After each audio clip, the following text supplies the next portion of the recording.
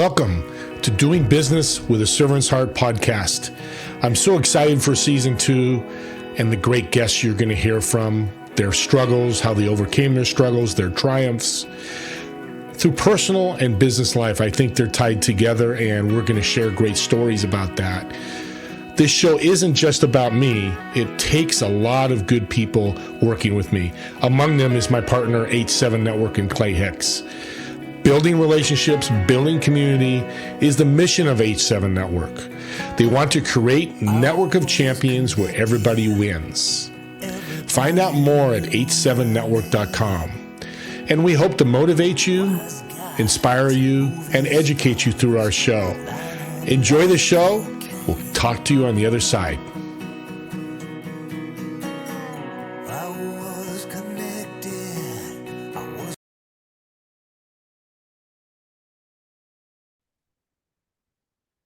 Welcome, everyone, to the unbelievable podcast, Doing Business with a Servant's Heart. And I had unbelievable today because this is a new moment for me. My guest has gone from the Congo to America, and he's doing amazing things. Alenga, welcome to the show. Thank you. I really appreciate it. So you're from the Congo, which we know, in America, it's a tough place to live and all that. Let's start there and what got you to America? So I came from Congo, but before coming to the America, I was a refugee in Tanzania. I spent more than 20 years in a refugee camp. Then the government of United States went to the camp and they resettled our family to the United States. So I didn't choose to come here, but it's the government of United States who went to Tanzania and they picked up our family and brought it here. What a blessing, huh? Mm-hmm. Can you describe what the refugee camp was like in Tanzania? The camp was like a prison where there is wall. You cannot go outside. You cannot change even food or meals. Sometimes it's very tough even to get water. Go to school is very difficult. So you are not able to go outside the camp. Or if they caught you outside the camp, they will take you and bring you back to your home country. Oh my gosh. So it's not a slap on the wrist. It's like you're gone. Yeah, you are gone. You're gone. Was there a lot of fear? Because you were there for 20 years, you said? 20 years. Oh my God. Was there a lot of fear in you and your Sure, families? a lot of fear. You just imagine someone who fled war and you have seen or you experienced a lot of people have been killed on your eyes. You watch everything like that and you keep remembering what happened to you, and there is nothing, maybe no one is coming there to consolate you or to change your attitudes about what happened to your life. How old were you when you went in the refugee camp for the first time? I was 7 years old. Oh my God. So for 20 till 27, you were in this prison that you called it. They Yes. just fed you. You never really went outside? No. And who was your family? Was it mom, dad? What part of your family was there? I was with my mom and my dad and my sisters. And how many total? Family of 9. Oh my gosh, Alenga. Yeah. Wow. Well, this is a bigger story than I thought. And I want to shout out to Mike Sullivan, one of my best friends that introduced me to Alenga, because this is an incredible story. So we're 20 years in this refugee camp. Mm-hmm. United States comes in and says, hey, we want to take your family to America. How'd you feel? It was very excited and very happy, because to feel like, as you know, if you feel like you are in prison and someone come and tell you, hey man, I'm gonna take you out, you feel like, yes, I'm very joyful because of this opportunity. This is a blessing from God. And how many people were in the camp? Were all of you sent to the United States or just your family? Just my family in the camp. There are more than 100,000 families. So they just pick maybe 20 families. So that my family was among those 20. So you have blessings from God then. Absolutely. Amen, Alenga. Oh my gosh. Yeah. Okay, so you're excited. You're Yeah. coming to the United States. They get you Mhm. to the United States. Where did you end up first when you came to the United States? So when I came to United States, I just came directly to Arizona, and I was being resettled here, and the organization which was helping my family was IRC. So when I came here, the only option is go to work in a manufacturing jobs. I was going to work and I was thinking about education. I think no, I cannot end doing this stuff because I feel like I don't add value. I have at least to go to school to see how I can get knowledge and understanding and keep giving back to the community. What's the name of the group that got you assimilated in Arizona, got you all set up? What was the name of the group? International Rescue Community. Rescue Me. Now, when did the America Project come involved? And you met my buddy Mike Sullivan. What did they do for you? So, because first it started by my ambitions, because I was curious when Welcome to America was I was going to welcome a family, and most of the families they were not speaking the English and other languages, but they were speaking other languages such as Kinyarwanda, Kiswahili, Kibembe, French. So I think like no, I use my phone to see where I can volunteer, and I say which organization is helping refugees. So Welcome to America pop up on my phone, and I just Mike was not there at the time.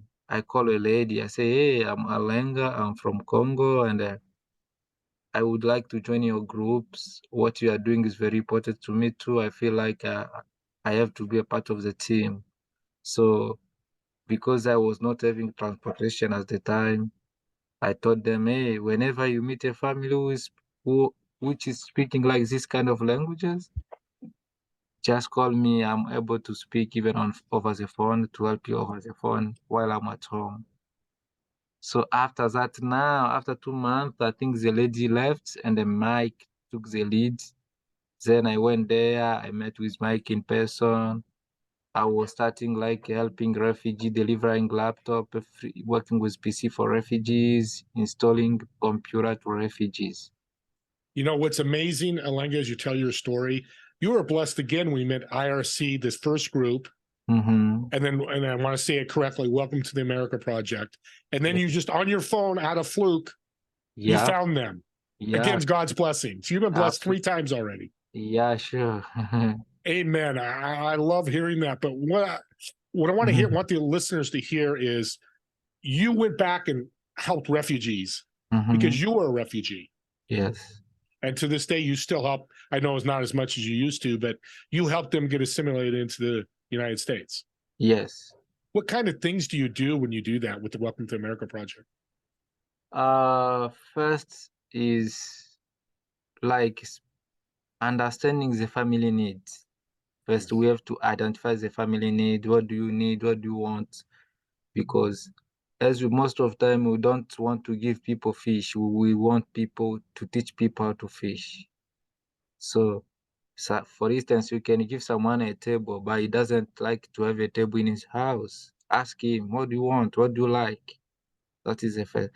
Secondly, connect the family with the right resources. We know Welcome to America is not there for a while for helping those families, but there are other stakeholders who can help. So we are trying to connect the family with English classes, jobs, career job option, scholarship schools. Yeah. What does that do for those families that have come to Oh, America? that is, they feel like that is a blessing from God. They feel like you guys, you are heroes. You are the one who are changing our life right now because we didn't know even outside the resettlement agencies, there are other organizations which can welcome refugees and help refugees to feel like they are at home. What were you thinking? What were your thoughts when you got on that phone and went to look for how you can help, and you found you can help refugees? What were you thinking when you found that? First, I was thinking like, it's like I was thinking challenging, because I feel like a lot of people are having a lot of challenging more than what I have, because I was trying to evaluate my lifestyle. I was passing through a lot of challenges, a lot of stress, and I see. So what can I do? That was my question. What can I do? Or how do you want to be remembered for? Yeah. So I feel like there is a cause. Maybe I'm passing this challenge is an opportunity for me to learn or to move. True Then servant. I started, no, maybe there are other people are having huge challenge compared to what I have right now. That's a true servant, giving back to where you came from, because you're the experienced it, so you can actually help even more than me or Mike could in that sense. Correct? Yes. You can. So there's 100,000 people in Tanzania. Correct? Is that Yes. the? So how many of those you think are out now? Maybe 10,000. So there's still. Oh my God! So it was real blessing to get your family out here. Sure. Um, well, the story was started tragic, 20 years in prison, but Mm-hmm. we've got a celebration today because Alenga just got his master's. Yes. And people out there think about, I've heard people complain, oh my God, it's 6 years to do my master's, this and that. This gentleman, Alenga, came from the Congo, was in a prison, came to America and got his master's. What'd you get your master's in, Alenga? In global management, and the global management at Thunderbird, but my concentration is global affairs. Global affairs. Okay. Now, why get your master's? I get my master's because first I want to be able to give back to the community. I want to get skills. I want to be able to be updated about what is going on so that I can also teach other people. So I want to be a servant leader, not a leader, someone who can be elected doing what. No, I want to serve people. I love that. Well, you fit the podcast well. Mm-hmm. But he hasn't done enough yet, audience. Alenga Mm-hmm. has a nonprofit on top of his master's. Let's talk about your nonprofit. What's the name and what's your goal with your nonprofit? First, my nonprofit is called MWANGAZA WA UPENDO in Swahili language, and in English that means light of love. My main vision, my mission is to educate and empower refugee disadvantaged people so that they can be able to integrate and communicate in a new life. My vision is only changing chaos into beauty for a better world. So we need at least to have a sustainable world, make sure everyone use his own potential to change the world. I believe like everyone has his own potential, and all of us, we need those potential at least to have a better world. I love that. That's you're trying to change the world, which Yeah, needs change, right?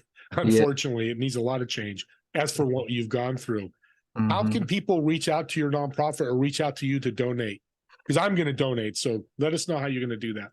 Yeah, the first things you can reach, I have a website. You can go www.mwangazaupendo.com, or you can reach out to my phone number 623-213-1360. Or you can look out when you Google like a Light of Love or MWANGAZA WA UPENDO, you'll see our address where we are working, and everything is there. You can mail, you can do whatever. When did you start the nonprofit? 2019. It was in November 2019. Is it growing? Yeah, it's growing. Good, It's good. growing because myself, I'm growing. I came here with mean a bachelor now. I have 2 bachelors and 1 master's, and we are still investing in our nonprofit. What else besides money do you need for your nonprofit? It's not only money. We need the skill, we need the resources, we need the people, we need infrastructure, we need potential. We know everyone has his own potential. If you come, give people hope, give people knowledge, teach people, that is what we need. And audience, please reach out to him. I'm going to do Alenga a favor. The first 5 people that reach out to you. So people that reach out, mention this podcast, I'm going to mail them a gift. Oh, I'm going to thank them because I want people to reach out. Like I said, I'm going to donate. When we get done with the show, I'm going to talk to them how I can do that. Please donate, because this gentleman is a God blessed. I mean, he's just a blessing from the Congo, which we know is a tough country. He's put in a prison for 20 years, starting at 7. Comes to America, blessed by the luck of God, God's grace. He comes to Arizona, and he's got his master's and bachelor's. You are the beacon of light. You're the light of love, and I think that's probably why you named it. I really appreciate that. When it comes to refugees, what do they need more than anything, you think? So refugee, first, what they need someone who care for them, because it doesn't matter what you can give them, but if you care about what they want, and they need to feel like they are part of the community. Also, the difference between a refugee and you guys is only circumstances. That is only the difference. And they didn't choose to become refugees. It's only the circumstances. Among the refugees, there are people who are well educated, there are people who are rich people who are living in tycoon kind of life, but everything was not planned. It just happened. It was a situation like that. So they need at least to help other people. They need to feel like they are part of the community, the society. I appreciate you saying that. That's well said, Alenga, because you're right. Me and you are the same. You're humans. You came from the Congo. I happened to grow up in Northern California, and, I didn't have to go to prison, but we're still all the same. So somebody can't donate. So they just need to go out and care, or maybe volunteer, or help refugees in their area, right? Is there places all over where they can, in different states where people can help volunteer and help refugees? Yes, when most of during the weekends, right? Anytime first they can reach out to us and let me know what kind of services they wanna provide. Then we can plan which day is better for them to volunteer. I'm saying this because most of our community, this organization is for refugee with the refugee. So they found our refugees people and they're helping the refugees people. So if most of people, they have challenge of schedule, they are working probably day and night. So to make sure we have plenty of people and a good time, we have at least to organize what time, to see what time you guys, someone wanna volunteer, what time is best for us to meet with those people. So if you had all the money in the world, I know these are crazy questions, but I'm curious what you're going to say. What's the first thing you would do to help refugees? If I have money in the world, I would invest in education. And why is that? Because education is a key which is opening the unlocked door. I want everyone to release his potential. But the big challenge is people they don't know who they are because no one tried to tell them or to teach them how very important they are. So everyone is rich with potential. God blessed everyone with different potential. and we need each other to work together at least to release this potential. Do you think refugees look at you, Alenga, and with the masters and give them hope with education? Absolutely. I think they are looking at me and they see like, why, how this guy have done this?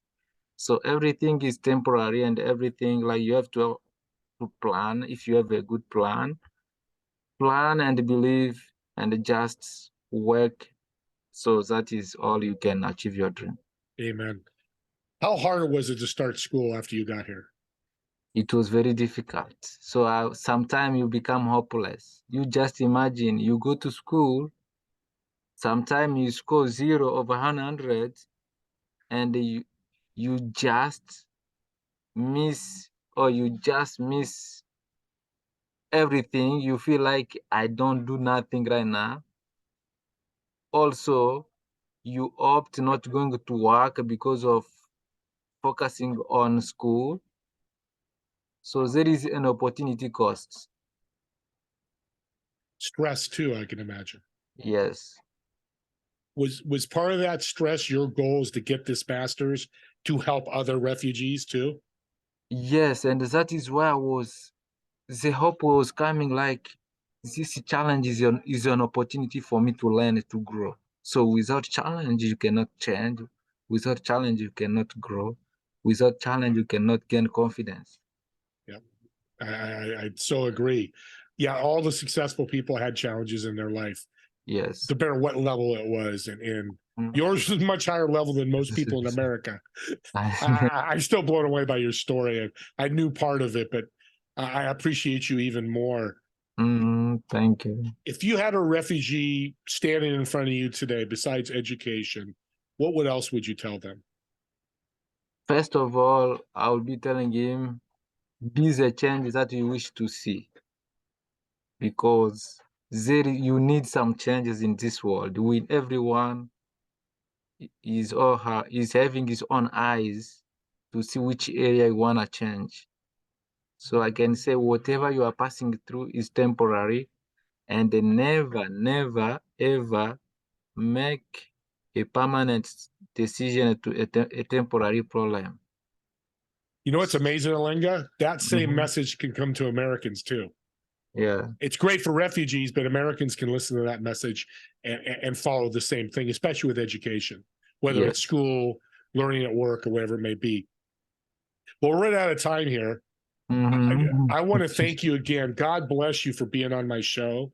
God bless for everything that you're doing. I'm going to support you. We'll be talking down the road here. Listeners, please reach out and support him. All the information will be in the show notes, excuse me. So you could be able to reach out to him if you didn't catch it here. But please do. Refugees are coming in every day, and we want to support Alenga and help him and help. Welcome to the America Project. And what's the other group that brought you here? IRC. IRC.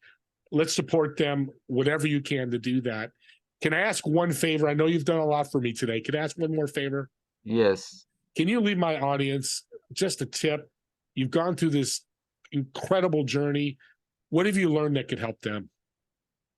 So first of all is meeting with the right people. And I think Steve Ramona is the right place where you can see yourself and you can get support from different people. Being on his broadcasting and meeting with him, he will be connecting you with different people, not only good people, you will be connecting with the right people, because if you get what you deserve, Steven is a cool guy. So keep reaching to Steven, and I keep also praying for him, because his vision and his purpose is unique.